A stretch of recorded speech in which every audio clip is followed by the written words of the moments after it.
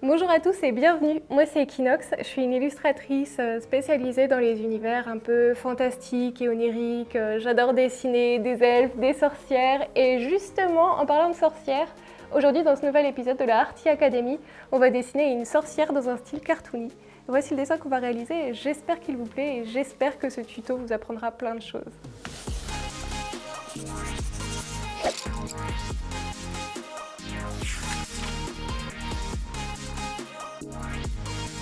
Alors aujourd'hui je vais utiliser plusieurs médiums pour l'illustration du jour.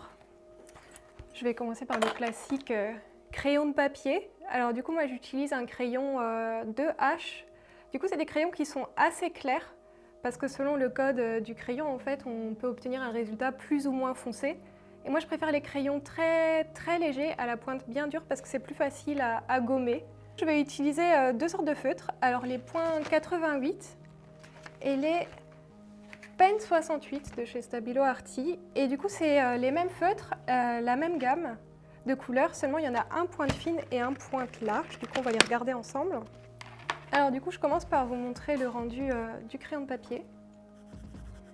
Du coup, comme vous pouvez le voir, c'est un crayon qui est assez léger parce que le principe, c'est de réussir à pouvoir bien le gommer sans qu'il laisse de traces. Et plus un crayon est foncé, moins il se gomme bien. Du coup, pour les feutres, il y a la pointe fine. Et du coup ici avec la même couleur, il y a la pointe plus épaisse. Du coup c'est beaucoup plus sympa pour faire des mises en couleur parce que ça permet de colorier des zones plus larges, tandis qu'avec la pointe fine, ça sera plutôt pour les détails. Et en fait il y a un aspect qui est vraiment sympa sur ces feutres, c'est des feutres à base d'eau. Et en fait qui dit eau, dit aquarelle. Et en fait, il y a des feutres qui sont aquarellables. Et du coup, moi, je vais utiliser cet aspect-là. Du coup, j'utilise un pinceau et de l'eau. En fait, il suffit de passer le crayon et de venir après ajouter de l'eau. En fait, on obtient un rendu complètement peinture, en fait. Et souvent, j'entends dire que les feutres à base d'eau, ils abîment le papier, c'est plus délicat à utiliser, mais en fait c'est parce qu'il ne faut pas oublier que comme ils sont à base d'eau, il faut utiliser des papiers qui sont spécifiques, donc des papiers aquarelles, c'est ce qu'il y a de mieux. Et avant de faire plusieurs couches, il faut attendre que ça sèche, parce que forcément quand un papier est mouillé, en fait il est beaucoup plus fragile. Et du coup pour les finitions, je vais aussi utiliser les crayons aquarellables, du coup les Stabilo Aquacolor, toujours de chez Arty. Et du coup, c'est des crayons qui sont assez sympas parce qu'on peut les utiliser ou en mode crayon de couleur, du coup comme n'importe quel crayon de couleur classique. Donc selon comment on appuie, on a un rendu différent. Ou alors on peut aussi les utiliser en mode aquarelle comme les feutres. Je vais vous montrer ça.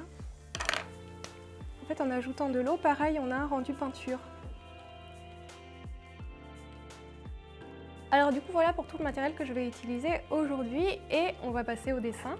J'ai décidé de partir sur un portrait de sorcière, du coup c'est quelque chose qui fait beaucoup partie de mon univers, tout ce qui est fantastique, onirique, et du coup ça marche assez bien en automne avec l'approche d'Halloween. Et en fait on me demande souvent comment trouver l'inspiration. C'est vrai que dessiner juste une sorcière c'est pas forcément évident, alors souvent moi je cherche un autre élément qui peut m'inspirer. Par exemple pour l'illustration d'aujourd'hui j'ai pensé automne, Halloween, et Halloween friandise. Donc en fait j'ai décidé d'inspirer ma sorcière d'une friandise et en fait je suis partie sur la pomme d'amour et du coup un peu sur la version pomme empoisonnée parce qu'on reste quand même dans un portrait de sorcière.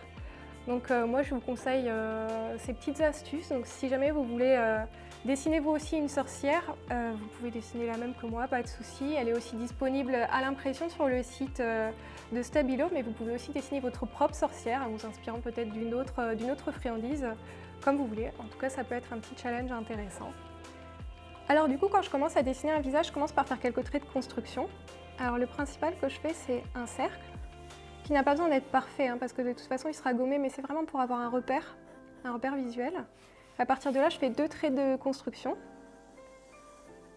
Un horizontal qui va me servir pour la ligne des yeux et un vertical. Du coup, ça va me servir pour placer le nez et la bouche. Comme ça, tout est dans la même continuité et ça donne un aspect plus réaliste. Pour les yeux, comme je pars sur un style très cartoony et manga, je suis partie sur quelque chose sur un personnage avec des très grands yeux.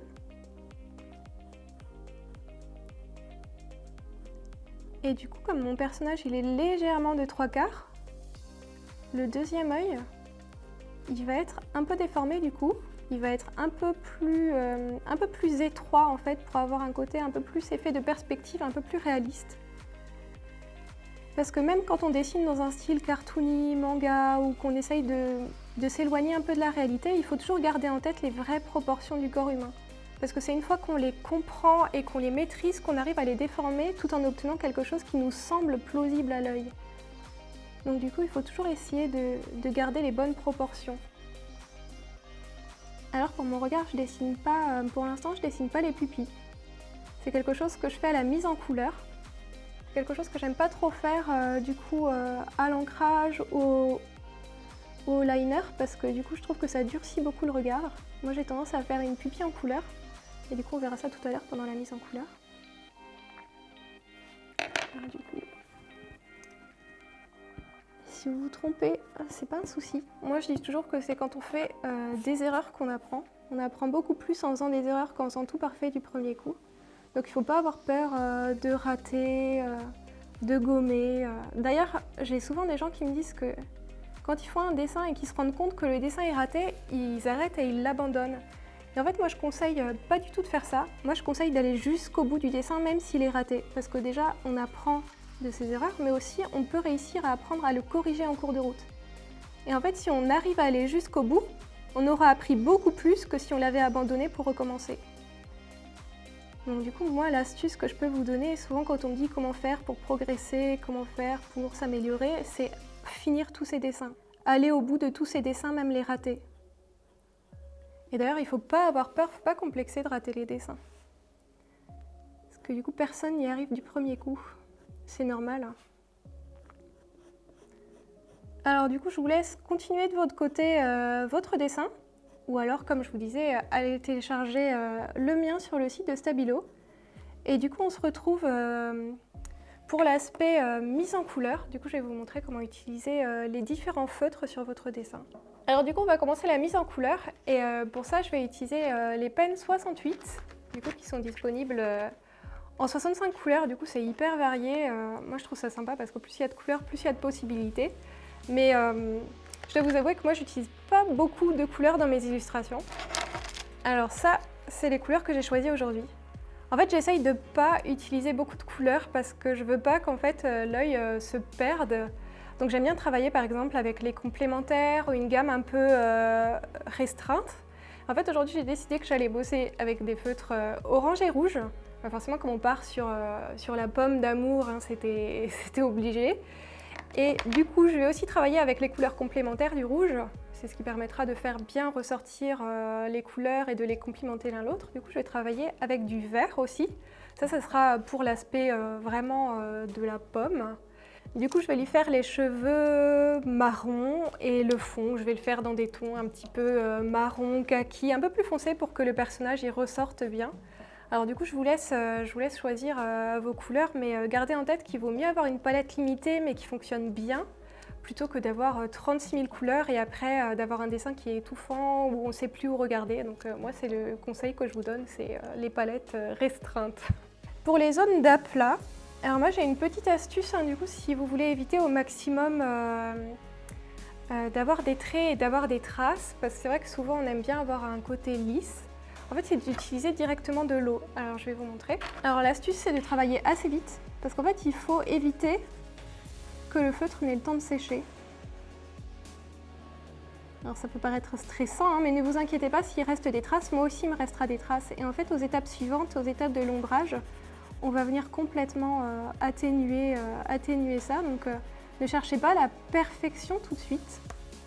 Et voilà, une fois que la zone est finie, je viens avec mon brush pen et je viens directement mouiller la zone.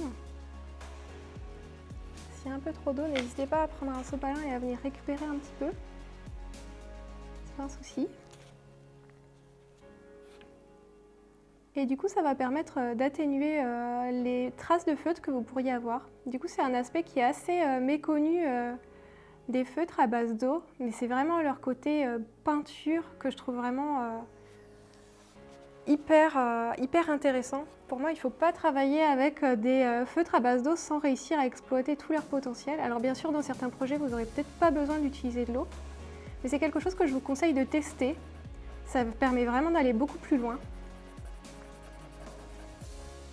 Ça permet d'obtenir des effets différents et je pense que c'est toujours intéressant dans les mises en couleur de varier les techniques, de varier les médiums. En fait, c'est ce qui donne le caractère au dessin final. Et si jamais ça déborde, vous débordez un petit peu aussi, ça c'est pas un souci, hein. On viendra le récupérer plus tard aussi avec l'ancrage. Donc ne vous inquiétez pas.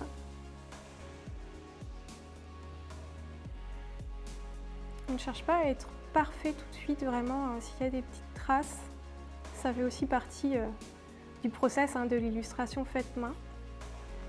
Aussi un autre conseil que je peux vous donner en fait, c'est si vous travaillez avec des feutres à base d'eau et que vous mouillez le papier, ne venez pas tout de suite mettre en couleur des zones qui se touchent.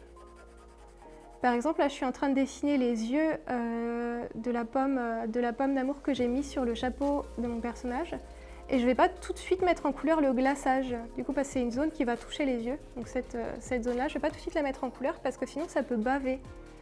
Donc en fait, je vous conseille de colorier d'autres zones plus éloignées le temps que les zones que vous venez de faire sèchent. Parce que du coup, souvent, travailler avec de l'eau, c'est aussi travailler avec de l'aléatoire. Alors il vaut mieux vraiment respecter les temps de séchage. Donc là, comme je vous disais, au lieu de colorier cette zone, je vais venir colorier la zone en dessous, du coup qui touche aucune des précédentes zones que j'ai mis en couleur. Du coup là, en attendant que le chapeau sèche, du coup avant de mettre en couleur le glaçage, avant de vous montrer comment je fais l'aplat en vert, je vais vous montrer ce que je vais faire pour la peau. Parce qu'en fait pour la peau, ça va être un petit peu différent. Je voulais un rendu très clair pour la peau. Du coup, je me suis dit que j'allais passer par les crayons aquarelles. Alors du coup, je prends les Stabilo Aquacolor de la gamme Arty, du coup, qui sont disponibles en 36 couleurs. Et je vais aller choisir un crayon couleur peau. Donc, du coup, celui-là. Et du coup, ça marche un peu avec le même principe que les feutres. Du coup, on passe d'abord une couche de crayon et après on vient appliquer de l'eau. Par contre, là, on est moins pris par le temps. On n'est pas obligé de se dépêcher parce que du coup, le crayon vraiment, ça se dissout hyper bien dans l'eau. C'est vraiment super, les crayons aquarelles. D'ailleurs, si jamais vous êtes à fond sur l'aquarelle mais que ça vous fait peur, n'hésitez pas à commencer par les crayons aquarelles, ça permet vraiment de mieux contrôler le résultat. Alors du coup là, le conseil que je peux vous donner avec les crayons aquarelles, c'est de ne pas appuyer trop fort. Parce que même si on appuie comme un fou sur le papier, ça peut peut-être laisser des traces. Donc comme on va dissoudre la couleur dans l'eau, vous pouvez tranquillement colorier en faisant des traces, sans que ce soit parfait, vous pouvez aller rapidement, c'est pas un souci. Quitte à, si jamais la couleur est trop légère, vous pourrez faire une deuxième couche, une fois que ce sera bien sec, évidemment. Le maître mot quand on utilise du matériel à base d'eau, c'est d'attendre que ça sèche. Faut un peu de patience quand on dessine. Alors voilà, je vais m'arrêter là pour vous montrer maintenant comment ça fait quand on ajoute de l'eau. Alors vous voyez que j'ai colorié de manière assez grossière, c'est pas parfait. Et en fait l'eau va venir tout lisser. Et on va obtenir un résultat très doux et délicat. Du coup, c'est très adapté pour la peau parce que du coup, on va pouvoir construire les ombrages en venant accentuer, en ajoutant des couleurs plus foncées petit à petit. Mieux vaut partir d'une base trop claire plutôt que trop foncée. Parce qu'après, monter des contrastes sur une couleur plus foncée, bien sûr, c'est plus compliqué. Alors, à moins que vous partez bien sûr sur une peau noire, alors ça, c'est le même principe. Il faudra commencer avec des marrons plus clairs. Donc, toujours partir de la base la plus claire possible et de construire les ombres après. Alors voilà, du coup en ajoutant de l'eau, ça dissout complètement les traits de crayon. On a un aplat complètement parfait, propre et lisse. Et du coup on obtient la base de la couleur peau. Alors comme je vous disais pour les yeux, je ne dessine pas de pupilles à l'ancrage et je ne les dessine pas non plus à la phase de l'aplat. À la phase des aplats, en fait, j'essaye de faire vraiment des zones uniformes et neutres. Et ça peut paraître un petit peu plat, on est dans l'insatisfaction parce que c'est pas vraiment terminé. En fait, souvent dans les dessins, on a des phases moches, comme je dis, avec humour. Et en fait, c'est parce que forcément, quand on est en cours de réalisation, c'est pas parfait. Il manque les ombrages, il manque les ancrages. Donc il y a une phase où notre dessin, il peut nous paraître un peu faible, un peu avec beaucoup de défauts. Et en fait, il ne faut pas se décourager. Parce qu'en fait, c'est qu'une phase. En fait, le dessin prend tout son sens au fur et à mesure des étapes. En fait, il faut accepter qu'un dessin ait des phases où c'est un peu plus compliqué de se rendre compte ce que ça va donner. En fait, je trouve le dessin, c'est beaucoup d'acceptation, hein. Il faut être patient avec soi-même. Alors ici, je vois que la zone rouge, elle me paraît sèche. Alors du coup, je vais pouvoir colorier autour. Alors les feutres Stabilo ne se réactivent pas trop. Du coup, vous pouvez toucher la zone rouge sans que ça bave dans votre verre, ce qui est plutôt pratique, hein. Il y a certains feutres parfois où on effleure à peine le rouge et on a des taches rouges dans nos feutres, et du coup, c'est pas le cas avec les Stabilo. Donc vous pouvez y aller sans crainte. Si vous touchez un peu le rouge, vous n'aurez pas d'accident. Vous voyez, j'ai fait pas mal de petites traces. Du coup, avec l'eau, on va venir atténuer une première fois du coup ces traces. Et après, avec l'ombrage, on va venir vraiment complètement lisser les différentes zones. N'oubliez pas d'avoir toujours votre petit sopalin à côté en cas de problème.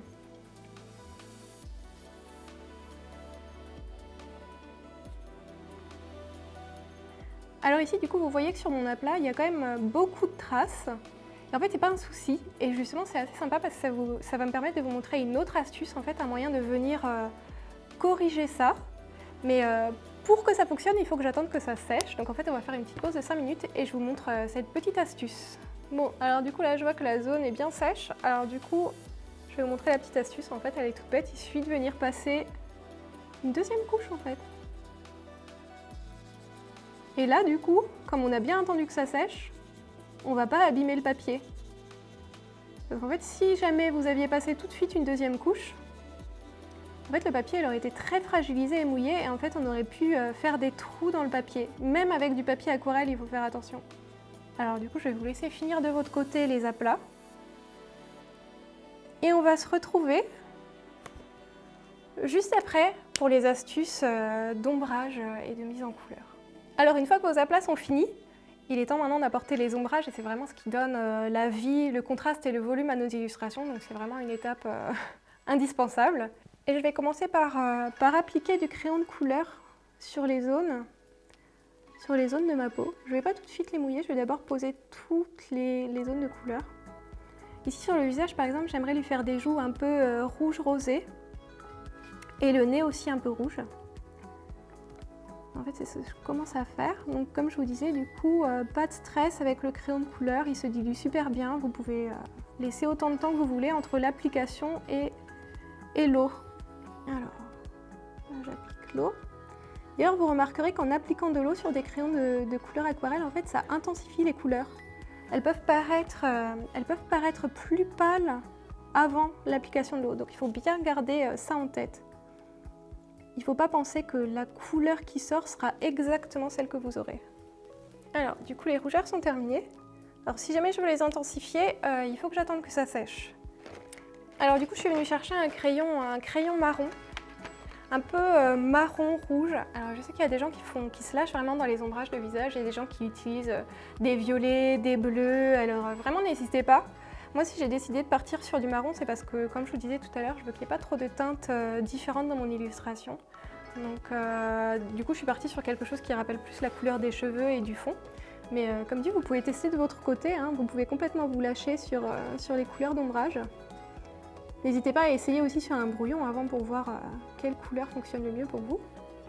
Alors du coup, comme pour les rougeurs, je viens très légèrement colorier les endroits de la peau que je veux plus sombres.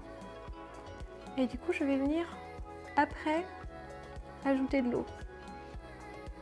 Alors si vous ne voulez pas une mise en couleur trop complexe du visage, moi ce que je vous conseille, c'est vraiment de mettre des rougeurs du coup sur les joues et le nez, et de venir encadrer très légèrement le visage avec des ombres. Alors ici, au niveau du front et en dessous des sourcils en fait, parce que cette zone de l'œil en fait, elle est souvent dans l'ombre. Et du coup, ça permet aussi de faire ressortir le regard. Donc vous venez aussi appliquer de l'ombre sous les sourcils. Alors quand j'ajoute de l'eau à du crayon, je commence toujours par la zone qui est censée être la plus foncée. Et après, je vais progressivement vers la zone la plus claire. Et après, je nettoie mon pinceau et je viens atténuer les bordures en fait pour que ça se fonde plus facilement dans les autres couleurs. Le but, c'est plus on atténue, plus on ajoute de l'eau, plus on obtient quelque chose de clair. Alors voilà, j'ai fini d'ajouter de l'eau. Donc maintenant, pendant que ça sèche, pour pouvoir construire ma deuxième couche d'ombrage, en fait, je vais vous montrer comment réaliser des ombrages au crayon aquarelle sans eau. Parce qu'en fait, les crayons aquarelles, on peut tout à fait les utiliser comme des crayons classiques. On n'est pas obligé d'y ajouter de l'eau. Alors, du coup, je vais venir construire mes ombrages par-dessus mon feutre. Alors, il faut commencer par avoir la main légère. En fait, on pense toujours qu'il faut appuyer fort pour obtenir des couleurs très contrastées avec des crayons de couleur. En fait, vous allez juste vous faire mal au poignet. En fait, il vaut mieux être patient et construire couche par couche plutôt que d'appuyer, se blesser et perdre la patience, parce que ça peut paraître bête comme ça, mais on peut facilement se faire des tendinites à force de trop colorier. Je pense que le principe, c'est de se détendre, c'est pas de se faire mal. Donc vraiment, le crayon de couleur, il faut être patient, il faut venir faire couche par couche progressivement pour avoir des zones de plus en plus contrastées. Alors la première feuille est finie. En fait, je vais mettre un ombrage sur la deuxième feuille. En fait, vous voyez qu'il y en a une qui est superposée à l'autre. Donc pour donner cet effet de perspective et de superposition, moi je vous conseille d'utiliser un crayon encore plus foncé. Et si vous n'avez pas beaucoup de variété de couleurs, n'hésitez pas à prendre carrément un stylo noir, enfin un crayon noir, c'est pas un problème. Donc vous venez mettre une petite couche très légère, presque plutôt grisée. Et en fait par-dessus, on va venir appliquer du vert. Et en fait ça va permettre d'obtenir un vert plus foncé que ce qu'on aurait réussi à faire avec seulement notre crayon vert. Donc c'est une petite astuce toute bête, mais faut pas oublier qu'un crayon de couleur, ça peut aussi se superposer à un autre. Je trouve que la phase d'ombrage, elle est assez satisfaisante parce que je trouve que les modelés commencent à apparaître et le dessin commence à prendre vie. Mais ça peut paraître encore un petit peu flou. Et ça, c'est parce qu'on n'a pas encore l'ancrage. Alors, il y a beaucoup de gens qui ont tendance à commencer par l'ancrage. Moi, je le garde souvent pour la fin. Parce qu'en fait, ça permet d'éviter potentiellement que notre ancrage y bave. Parce que si on utilise de l'encre qui se dissout à l'eau et qu'on vient appliquer de l'eau, on peut faire une véritable catastrophe. Mais ça peut aussi nous permettre de corriger les éventuelles bavures, comme je vous disais tout à l'heure. Je vais aussi lui mettre la bouche un peu plus rouge pour qu'elle se démarque. Alors je vous conseille de mettre du rouge seulement sur la moitié des lèvres. Et en fait avec l'eau, on va venir étaler sur l'autre moitié. En fait, avec les crayons aquarelles, on n'a pas besoin d'aller jusqu'au bord. Sinon après on sature beaucoup les couleurs. Et là ça permet d'avoir un rendu un peu plus contrasté. Et du coup, je fais des couleurs assez discrètes, ça se fond presque dans la couleur de la peau. Mais du coup, avec l'ancrage, après, on va réussir à bien faire se démarquer chacune des zones. Alors du coup, là, je vous ai montré les deux techniques pour faire des ombrages avec des crayons aquarelles. Donc la technique avec de l'eau diluée et la technique classique sans eau. Et je vous laisse finir les ombrages de votre côté et on se retrouve juste après du coup pour les dernières finalisations. Et du coup pour l'ancrage, moi je vais utiliser les stylos .88 du coup qui sont des stylos pointe fine. Du coup ils sont vraiment parfaits pour les détails, l'ancrage et les contours. Je vais commencer par ancrer les yeux, mais en fait vous pouvez ancrer n'importe quelle zone en premier. Il n'y a vraiment pas d'ordre, c'est vraiment comme vous le sentez, comme vous êtes à l'aise. Et en fait il y a deux, trois astuces avec l'ancrage, c'est soit on encre en noir, et du coup, toute l'illustration est uniforme. Soit on encre en couleur, et du coup c'est assez pratique parce que dans les stabilos .88, il y a 65 couleurs, donc vous êtes sûr de trouver la bonne couleur. Donc on peut ancrer en couleur et ça donne un aspect beaucoup plus doux. Et pour avoir un aspect encore plus délicat que ça, vous pouvez en fait ancrer avec les crayons de couleur. Et en fait moi c'est ce que je vais faire. Et l'ancrage crayon de couleur, je vais surtout le faire pour le fond. Parce qu'en fait, j'aimerais qu'il y ait une délimitation très douce dans le fond. Je veux vraiment que le sujet principal, ça soit le personnage. Donc en fait, sur le fond, je vous conseille de faire soit un ancrage au crayon très doux, soit carrément pas d'ancrage et ancrer seulement le personnage. Ça permettra de faire vraiment ressortir votre personnage du fond. Alors du coup, je vais commencer par les yeux toujours, hein. C'est la zone que je préfère. Et je trouve que c'est la zone la plus satisfaisante à ancrer, parce que le regard, c'est quand même quelque chose de super important. Alors du coup, là, j'ai fait un trait bien noir pour les cils. Et c'est là que je vais vous montrer la technique avec les crayons de couleur. Parce qu'en fait, pour certains éléments du visage, comme les paupières, le nez, la narine, les lèvres, je trouve que c'est intéressant d'avoir un aspect plus délicat.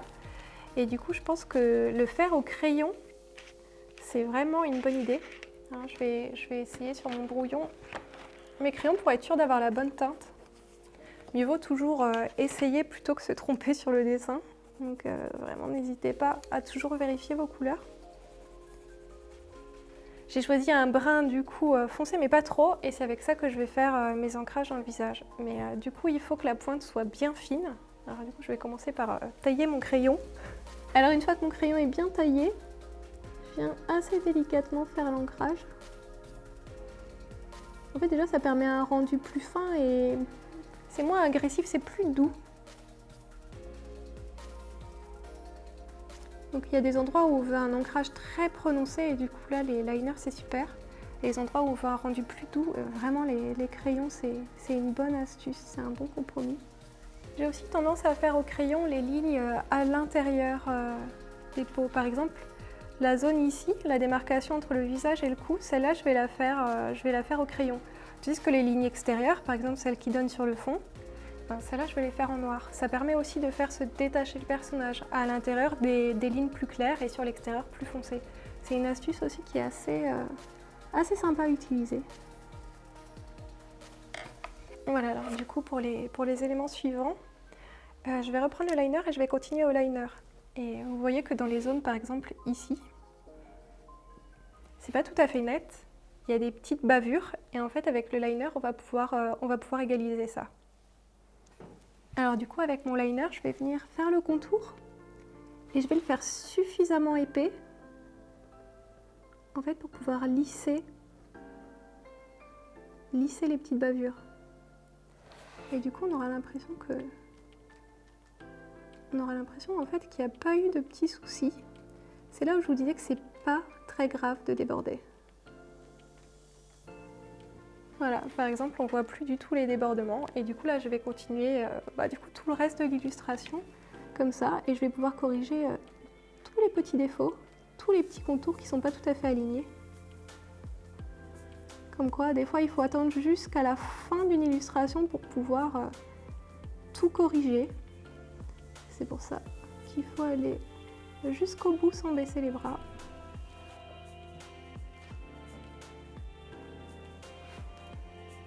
Alors maintenant que l'ancrage est terminé, l'illustration est presque finie. Mais avant ça, j'aime bien utiliser un feutre peinture, un feutre acrylique pour ajouter des petits éléments de lumière, des petites taches blanches. Et en fait, l'intérêt des feutres peinture, c'est que c'est possible de les utiliser au-dessus de n'importe quelle surface. Du coup, c'est particulièrement sympa parce qu'au-dessus de feutres ou de crayons de couleur, on va le voir ressortir. Et du coup, il y en a justement des feutres peinture, des feutres acryliques dans la gamme Stabilo. Du coup, c'est les Stabilo Free. Et là, je vais faire les derniers petits détails lumineux. Et du coup, l'illustration sera terminée après ça. Et du coup, c'est une étape qui peut paraître superflue. Moi, je conseille de toujours la faire et de ne pas faire l'impasse dessus parce que ça permet vraiment de donner de la vie au personnage et surtout au regard. Je trouve qu'un regard n'est jamais tout à fait fini sans les deux petites taches blanches à l'intérieur. J'aime bien aussi ajouter un peu de lumière sur la bouche, comme si elle portait presque du gloss. Et du coup, je vais aussi venir ajouter des éléments de lumière un peu sur les glaçages de mes pommes d'amour. Du coup, pour ajouter un petit côté glaçage brillant. Et voilà, du coup, j'ai essayé de rester assez subtile et de ne pas trop en mettre parce que le style de l'illustration est quand même assez simple. Mais je trouve que c'est une petite touche qui rajoute la touche finale et la vie à cette illustration. Et voilà, le dessin est terminé. J'espère que cette vidéo et ce petit tuto vous auront plu et j'espère aussi que vous allez partager vos propres réalisations sur les réseaux sociaux. Pour plus d'idées d'inspiration, n'hésitez pas à aller sur le compte Instagram de Stabilo. Vous retrouverez aussi là-bas les autres épisodes de la Arty Academy, je pense que ça pourrait clairement vous intéresser. Voici d'autres de mes dessins, si jamais ça vous plaît, n'hésitez pas à aller suivre ma chaîne YouTube Equinox. Merci et à vos créations.